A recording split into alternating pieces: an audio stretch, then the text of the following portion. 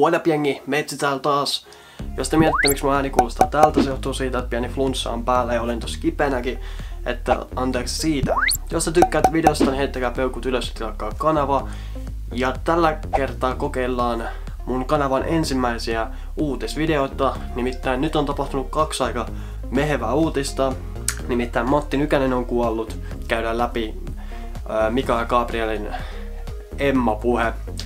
Lähdetään vaan liikkeelle ja laitetaan video rullaamaan niin sanotusti. Ja lähdetään tuosta ensimmäisestä aiheesta liikkeelle, eli Matti Nykänen on kuollut. Jos jengi ei tiedä, että kuka on Matti Nykänen, niin mä oon tosi hämmentynyt. Nimittäin Matti Nykänen on Jari Litmasen ja Teemu Selänteen kanssa niin kuin Suomi-ikoneita niin sanotusti. Että jos kysytään että ulkomaalaiselta, että mitä lai Suomesta mieleen, niin mä vannoin, että vastaa Matti Nykänen, Teemu Selänne tai Jari Litmanen liittyen ihan täysin, tai riippuu ihan täysin siitä, että mistä urheilusta niin kyseinen niin kuin tykkää, keneltä se kysytään. Mut joo, Matti Nykänen on kuollut tänään maanantaina 4. päivä. Ja kevyet mullat niin sanotusti. Vielä kello 13.07 maanantaina ei ollut tullut tietoon, että mihinkä hän kuoli, paitsi sairaskohtaukseen. Joo, mutta ei ollut tullut tarkempaa tietoa, että niin kun, mikä se on se niin kun, sairaskohtauksen syy. Että onko se niin kun, vaikka joku astma tai vastaava. Mutta joo, Matti Nykänen hän kuoli 55-vuotiaana ja hän oli Suomen kaikkien aikojen menestynein mäkihyppääjä, jos sitä joku ei vielä tiennyt, että hän on kuollut. Käydään nopeasti nämä uutiset läpi. Ja toinen asia liittyy näin musiikkiin ja Mika Gabrieliin. Tästä on noussut skandaali tai joku tällainen pieni on noussut huulille niin sanotusti tämä aihe. Eli Mika Gabrielin Emma-puhe. Ja miksi on noussut huulille, niin hän voitti siis musavideon Emma-gaalassa. Jos te ette tiedä mikä on Emma-gaala, niin Emma-gaala on tämmönen vuosittain järjestettävä tapahtuma, missä palkitaan niin kuin vuoden parhaat, esim. Vuoden artisti, vuoden paras live ja vuoden paras biisi ja näin poispäin. Ja Mika Gabriel voitti sitten vuoden musiikkivideon Kivisakset setelibiisillä. Mä erotun kaikista ja kerron mun lifeis niinku oisin elänyt usein. Missä on viittaamassa Pyhimys että Elastinen. Ja puheessa Mika Gabriel sanoo jotenkin tälleen. Se mitä mä haluan sanoa teille, varsinkin nuoret täällä mestoilla. Se mikä radioissa on suosittu, se mikä maailmassa tai Suomessa on suosittu, sitä ei päätä 45-vuotiaat miehet. Sitä ei päätä kukaan 45-vuotias. Se päätätte te, hyvät naiset ja herrat, varsinkin nuoret. Te kaikki, ottakaa tää haltuun itselleen. Teillä on väliä. Se mitä 50-vuotiaat sanoo, sillä ei ole enää mitään väliä. Vaan se mitä te sanotte, sillä on väliä. Mut me tarvitaan taustatietoa, että miksi Mika Gabriel sanoi tän. Nimittäin back in the days Mika Gabriel osallistui semmoiseen ohjelmaan tai formaattiin nimeltään X Factor Finland. Eli se on vähän niinku kopioitu tuolta Briteistä. Se on käytännössä niin kuin Nelosen The Voice of Finlandin kanssa kilpailevat ns keskenään tavallaan.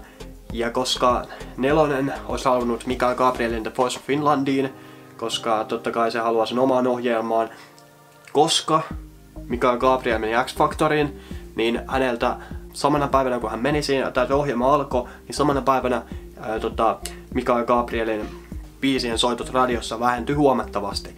Mä laitan johonkin tohon sen listan, minkä Mika Gabriel oli 2017 laittanut, mikä se oli laittanut Instagramiin tai Twitteriin, että se näkyy se, että miten ne on vähentynyt ne biisien soitot. Mika Gabriel ei ollut ainoa, joka tämän saman koki, nimittäin saman koki myös päätuomarina ollut kyseisessä formaatissa ollut Michael Monroe.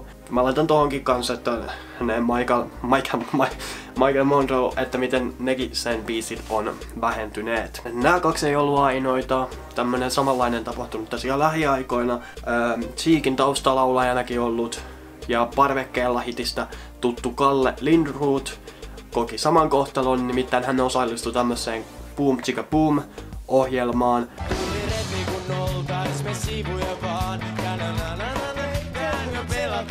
Mikä on kanssa nyt vähän niin kuin ei ole Nelosen formaatti. Ja hänenkin biisit niin loppui samana päivänä radiossa soittaminen, kun se Boom Chicka Boom alkoi. Ja heti kun Nelonen kuuli, että se ohjelma tavallaan floppas, niin heti Nelonen alkoi soittaa taas Kalle Lindrothia ja Iida Paulia. Tossa on muuten, niinku, kun nää nyt on duo, niin tää on silleen vähän jännä juttu, että se koskee myös Iida Paulia, vaikka Iida Pauli ei ole Bum Chika Bum, missä on ollut mitenkään osallisena edes eikä mitenkään näin. Mutta joo, eli käytännössä Nelonen media omistaa nämä kaikki festarit ja kaikki nämä radiokanavat ja kaikki.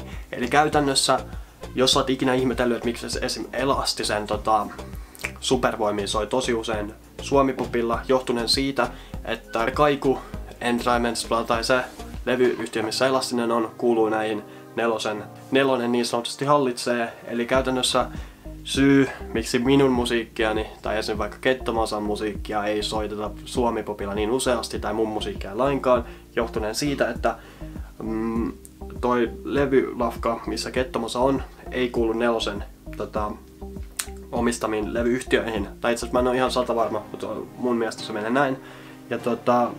Ja se siis käytännössä, mikä siinä on pointtina, on se, että Nelonen haluaa tuoda niitä omia artisteita, jotka on niissä levyyhtiöissä, esimerkiksi just Kaiku Entertainment tai mikä se nyt onkaan, ja niitä, eikä kenenkään ulkopuolisen. Eli tää tarkoittaa sitä, koskettaa vähän muakin, että niinku nykypäivänä on todella vaikea päästä esim. Aloittelevan artistin esiintymään festareille, jos et se kuulu mikään tommoseen Nelosen lafkaan, koska Neloselta päätetään lähestulkoon kaikki musiikkiin liittyvä juttu tapahtuu sieltä konttorin huoneessa, missä 500 äijää tai 6 äijää istuu siellä ja päättää ne asiat.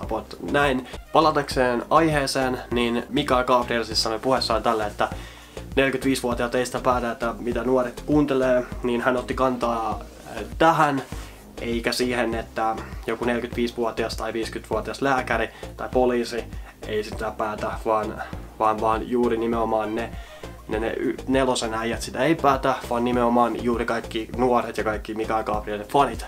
Hän tarkoitti sillä tätä ja hän selitti tätä maistorissaankin about näillä sanoilla.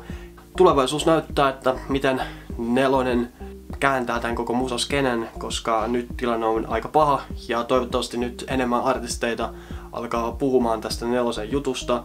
Nimittäin Mikael Gabriel oli ensimmäinen ja siksi jotkut musiikkialan artistit ovatkin pitäneet häntä tosi silleen rohkeana, kun Emma Gaalassa uskalsi sen sanoa. Ja mun mielestä Mikael Gabrielilta kyllä tosi hienoa toimintaa, että ne artistit, jotka sitä ei uskalla sanoa, niin MG sanoi sitten niidenkin puolesta. Mua tää nyt ei sinänsä kosketa, koska mä en ole mikään semmonen, että ei se periaatteessa mun elämä haittaa mitenkään vielä, paitsi jos tässä nyt tapahtuu jotain suurta ja biisit saa enemmän kuuntelua, niin sitten.